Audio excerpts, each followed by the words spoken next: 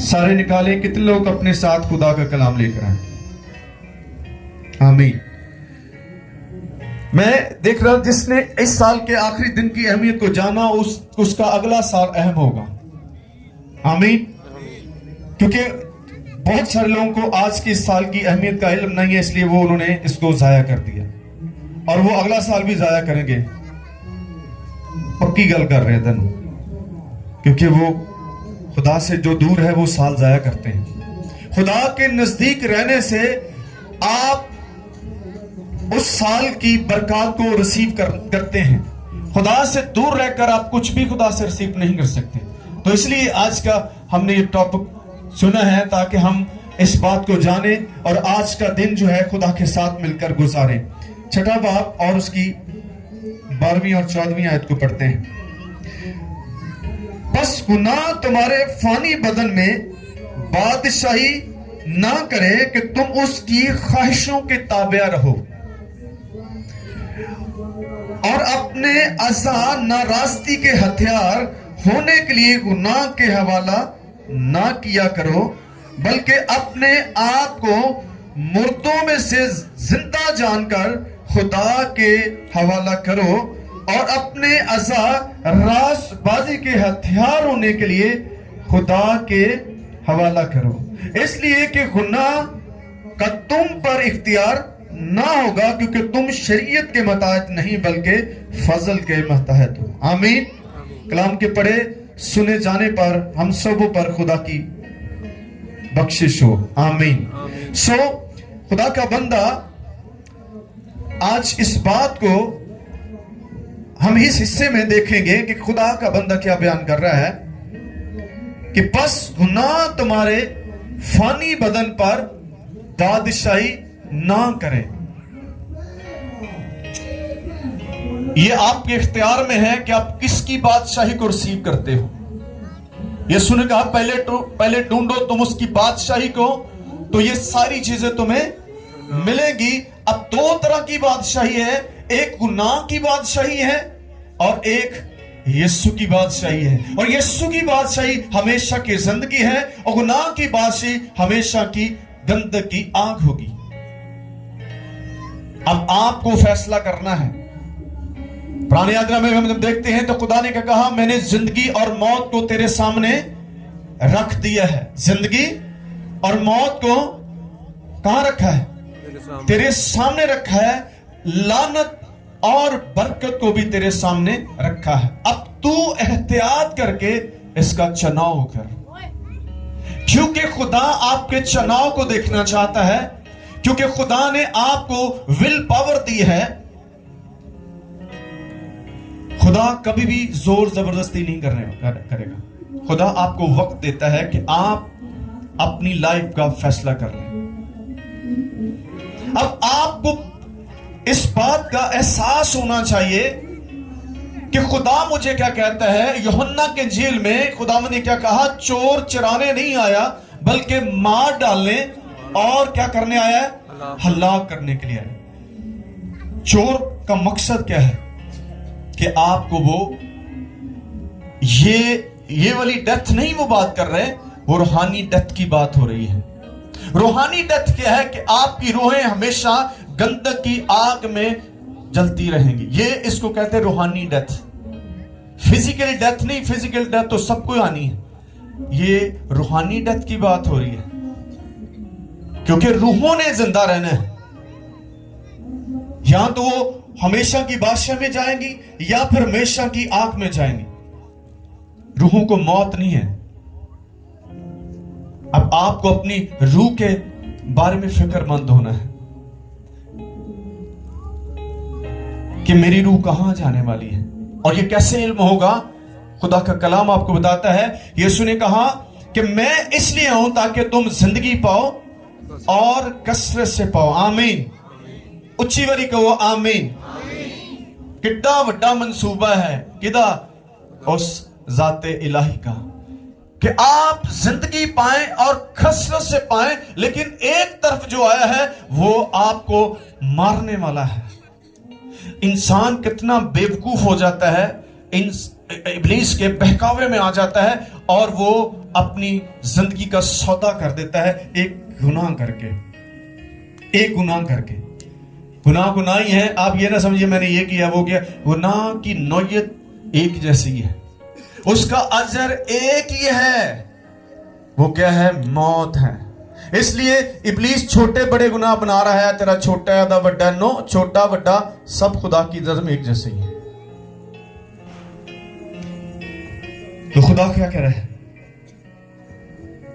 बस गुनाह तुम्हारी फानी बदन में बादशाही ना करे। अब आप देखें किसकी बादशाही आपकी बॉडी पर है, किसका इख्तियार आपके ऊपर है? गुनाह का इख्तियार है या खुदा का इख्तियार है? ये आपको खुद इल्म होना चाहिए कि पूरा साल आपने किसके इख्तियार में जिंदगी गुजारी है। और मैं लिख रहा था, गुनाह हमारी नाकाम जिंदगी का फल है। आपको कोई नाकाम नहीं कर सकता सिवाय गुनाह के। आमीन, समझ आ रही है? कोई शख्स आपको नाकाम नहीं कर सकता सिवाय गुनाह के। जब गुनाह आता है तो नाकामी का आगाज शुरू है। फिर आपकी हर चीज जो है वो गुनाह की हालत में छिन जाती है। आप इस चीज को देखें कि पैदाइश की किताब में जब हम देखते हैं, कलाम वही है, कलाम कभी नहीं बदलेगा। यीशु मसीह ने कहा, आसमान और जमीन तो टल सकता लेकिन मेरे मुंह की बातें हरगिज नहीं टलेंगी। एक गुनाह ने बागे अदन में एक हंसते बसते घर से आदम और हवा को बाहर निकाल दिया। ऐसे ही समझ आ रही? क्या गुनाह करके वो वहीं पर रहे? क्योंकि उन्हें पहले बता दिया गया था कि गुनाह की मजदूरी क्या है? मौत है।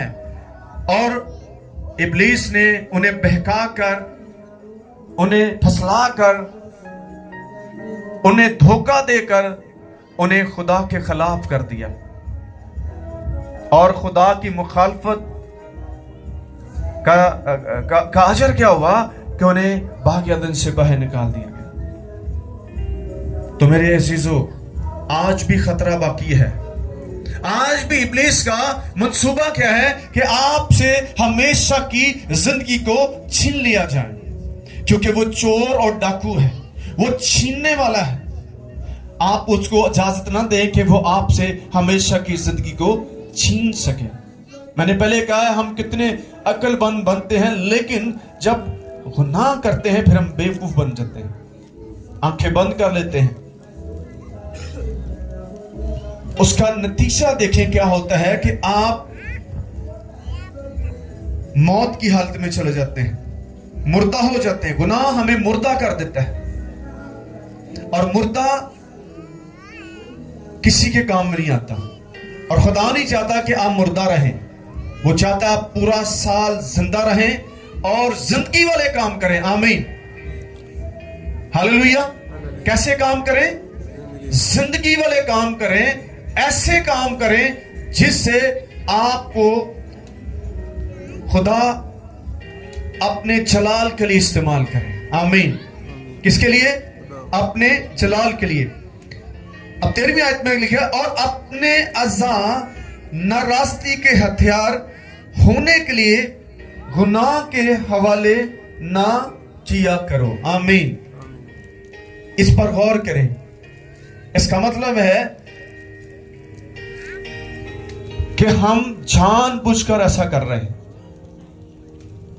हम वो असा अपने बदन के जो हिस्से हैं, मैं देख रहा था, सबसे अहम जो आपके बॉडी के पार्ट हैं वो आपकी आंखें, आपके कान और आपका मुंह है।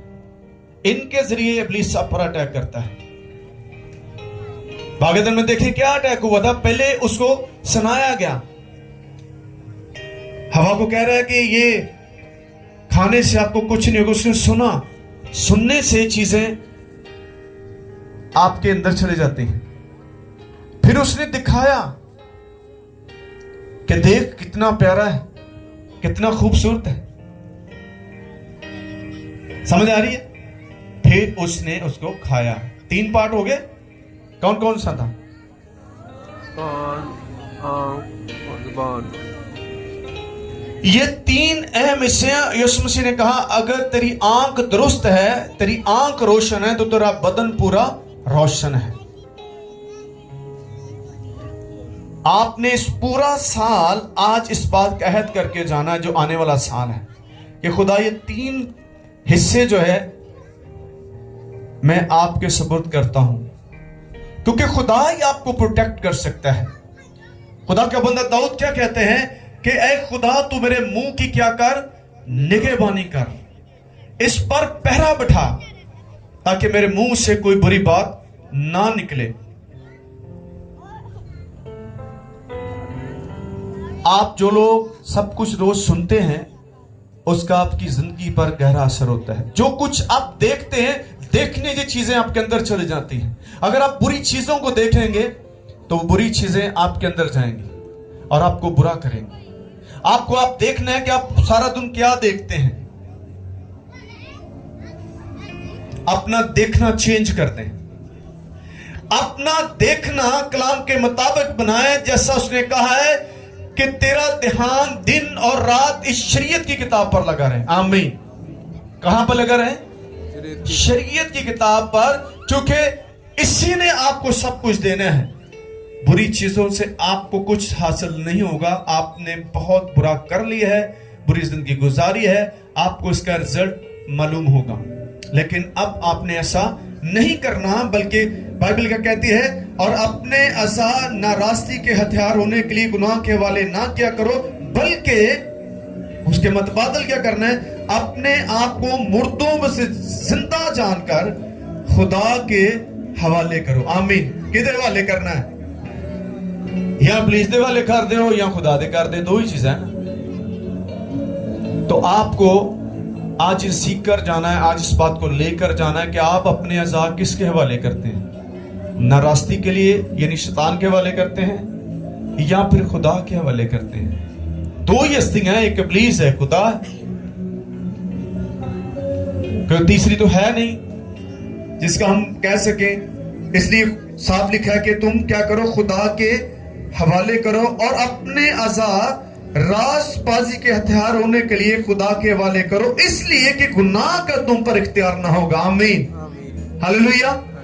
किसका इख्तियार तुम पर ना हो? गुनाह का इख्तियार तुम पर ना होगा जब आप अपने हथियार, अपने अज़ा जो हैं वो खुदा के हवाले करेंगे, यानी अपनी जिंदगी खुदा के हवाले करेंगे। और खुदा हर रोज आपको प्रोटेक्ट करेगा। खुदा हर रोज आपको इब्लीस के मंसूबों से आजाद करेगा, क्योंकि इब्लीस का मंसूबा क्या है कि वो हमें खुदा के मुखालिफ करना चाहता है, क्योंकि वो खुद मुखालिफ है। इसलिए हमें उस दुश्मन का साथ नहीं देना। अगर आप दे रहे हैं तो आज से देना बंद करें और इस बात को अपने साथ लेकर जाएं। गुनाह का इलाज क्या है? खुदा का कलाम है। आमीन। अगर आप गिरे हैं, आप उसका इलाज चाहते हैं, तो वो खुदा का कलाम है। खुदा का बंदा दाऊद नबी क्या कहते हैं? ज़बूर 119 और उसकी 11वीं आयत में लिखा है, मैंने तेरे कलाम को अपने दिल में रख ली है ताकि मैं तेरे खिलाफ गुनाह ना करूं। आमीन। कैसे कैसे गुनाह से बचने का तरीका मिला है? वो कलाम ही है, क्योंकि ये आपकी ढाल है। खुदा का कलाम दो धारी तलवार है जो बंद और गूदे गूदे से गुजर जाता है। इसलिए आज आपको भी कहना है, खुदावंद मैंने तेरे कलाम को अपने दिल में रख लिया है ताकि मैं तेरे खिलाफ गुनाह ना करूं। आमीन। ताकि मैं तेरे खिलाफ गुनाह ना करूं। खुदा ने अपना कलाम हमें दिया है ताकि हम इसको अपने दिल तक लेकर जाएं और ये हमारी हिफाजत करेगा। एक और हवाला देखते हैं,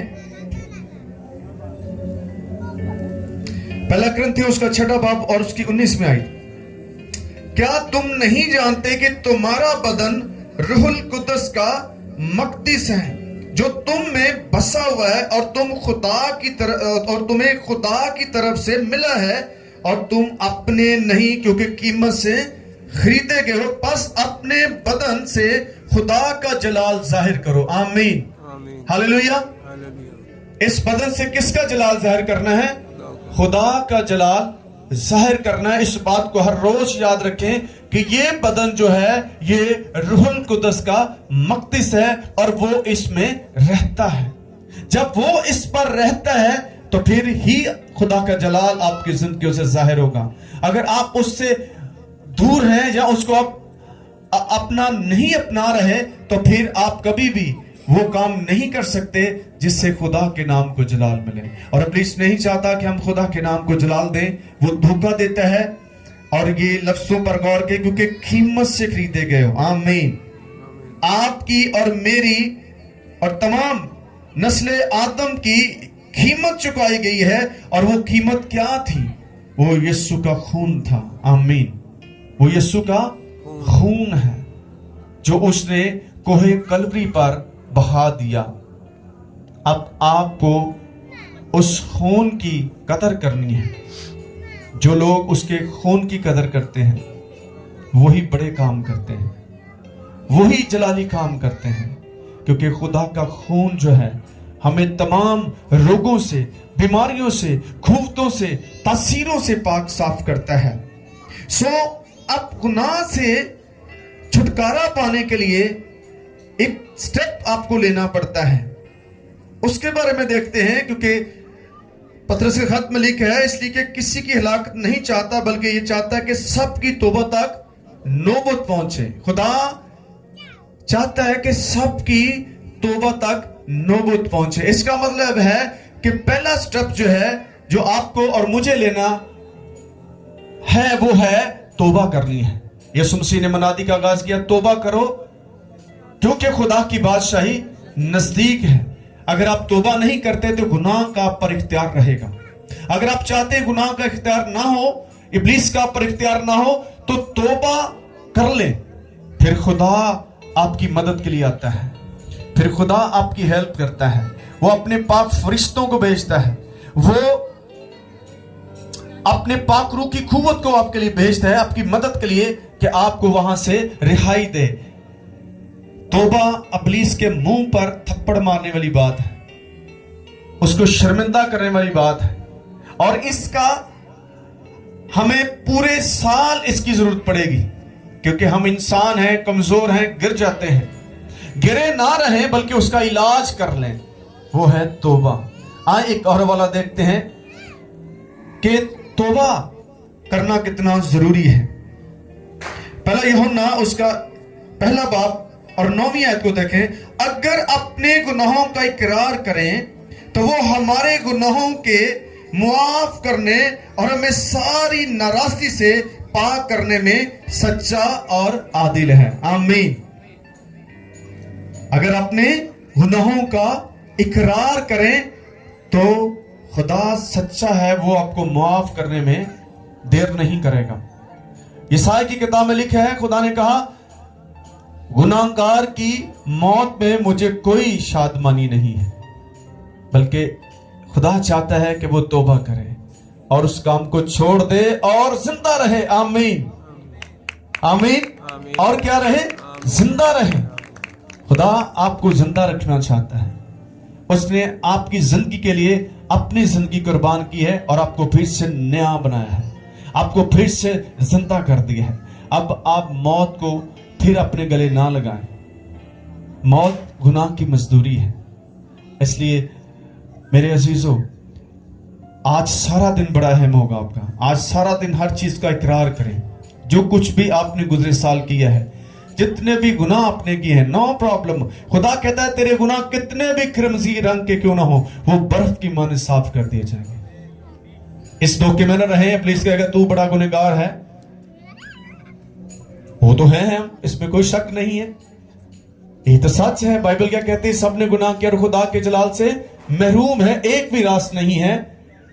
یہ ایک حقیقت ہے، تو اس سے ہمیں ڈرنے کی ضرورت نہیں ہے۔ اس کا علاج میرے یسوع نے کر دیا ہے، اور اس علاج کو کروانے کے لیے آپ کو اقرار ضروری ہے، آپ کو توبہ کرنا ضروری ہے، پھر آپ کو خدا پھر سے معاف کرتا ہے، پھر سے آپ کو صاف کر دیتا ہے اس غلاظت سے، اس گندگی سے جو گناہ کی صورت میں آپ پر غالب آئی تھی۔ ایک اور حوالہ دیکھتے پھر ہم اس کو وائنڈ اپ کرتے ہیں۔